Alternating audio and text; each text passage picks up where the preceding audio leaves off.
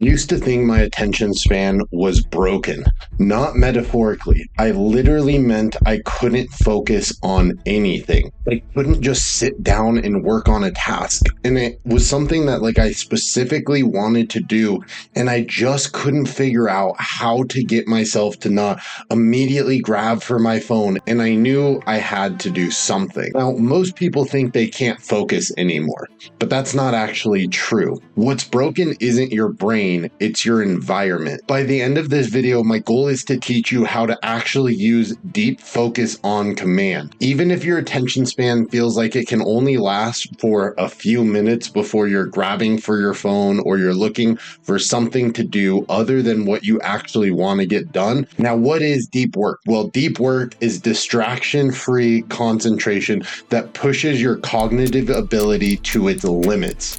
It's the kind of work where you just get started, and before you know it, you look at the clock and an hour has passed or 2 hours have passed and you're just completely focused. So the reason we can't focus is because when you're writing an email and then your phone vibrates and you go, oh, let me see who just texted me.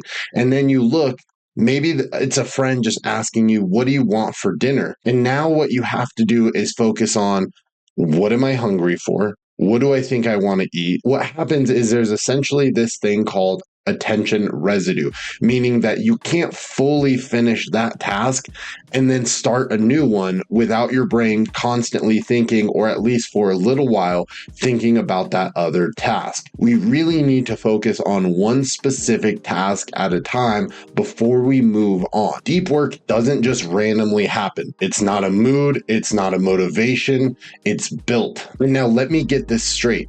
The first time this really started working for me, it wasn't super fun. It was pretty boring. I constantly wanted to reach for my phone. It was almost like withdrawals. It was not enjoyable to do this at first. It was a real struggle. Step one, the time was decided in advance. Now, what do I mean by this? Well, really, it's time blocking. So I use Google Calendar. That's the best thing that works for me. And I pick a time in which I want to have deep focus, which is in the mornings. So right now it's about 6:30 a.m. I don't wake up super early. It's not about being up at 4 a.m. or 5 a.m., but it means being up early in the morning because nobody else is awake.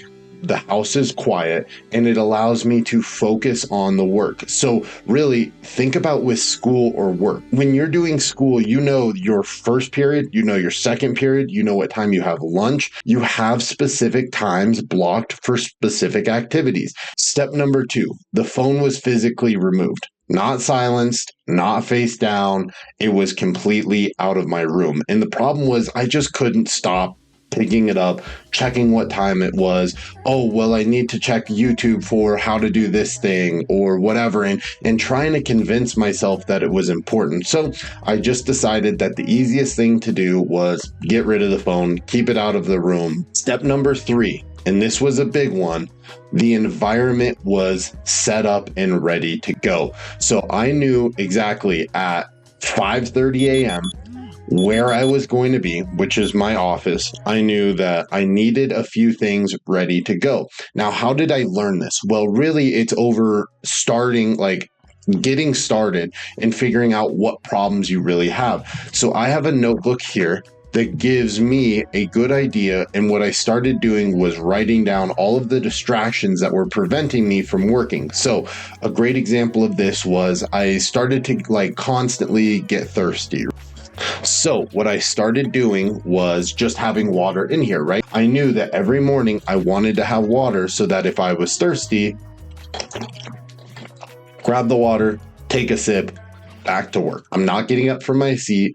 I'm able to sit down and I'm able to stay focused. Step number four was silence and solitude. So not only having the environment to sit down and be able to work, and it may look different for you. Well, I don't have an office, so I can't do that.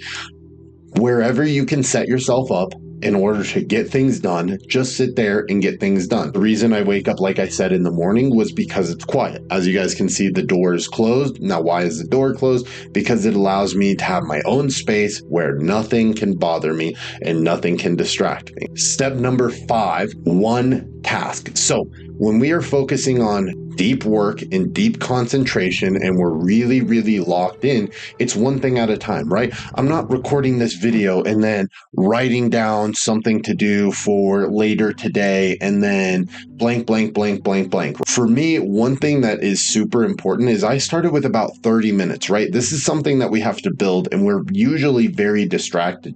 There's too much going on. We have TikTok brain. We're not able to get things done. So one task at a time, and I started at 30 minutes. Now I'm up to about an hour and 20 or so because I still get distracted. Like, it's still pretty hard. So if I can sit for an hour and 20 minutes and just lock in, the amount that I could get done is way, way more significant. So really, here's the truth. You don't need 8 hours of like locked in time, right? If we look at other people that are super successful, we all have 24 hours in our day, right? It's not different. If we look at people like Elon Musk or Jeff Bezos, or even, for example, like the Paul brothers, they have so much going on and they get so much done, and they're really making progress in their lives, right? While some of us are sitting here like, well, I haven't really accomplished anything today.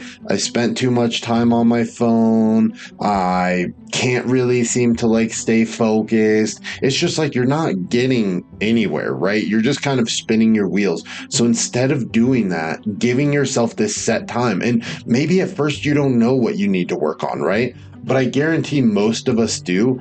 But it really helps just to get started. Now, honestly, after a few weeks, I felt a significant shift. It became so much easier for me to stay focused and stay disciplined. Now, I want to give you guys a little bit of advice when starting off. So for me, when I couldn't get anything going, or maybe I wasn't exactly sure how I wanted to spend my day, I would simply just kind of slack off, not really know what to do while I was in here. There were days where I spent 10 or 15 minutes of my 30 minutes kind of just not doing anything, and that's okay. The biggest thing to do with this is to make sure that it's easy to repeat. So the biggest problem I see with people starting off is that when they start something new, they do it really good for a few days, and then they have a really bad day, and they're like, well, I already messed up, so the next day, it doesn't really matter either, and then the next day, it doesn't really matter. To kind of wrap things up,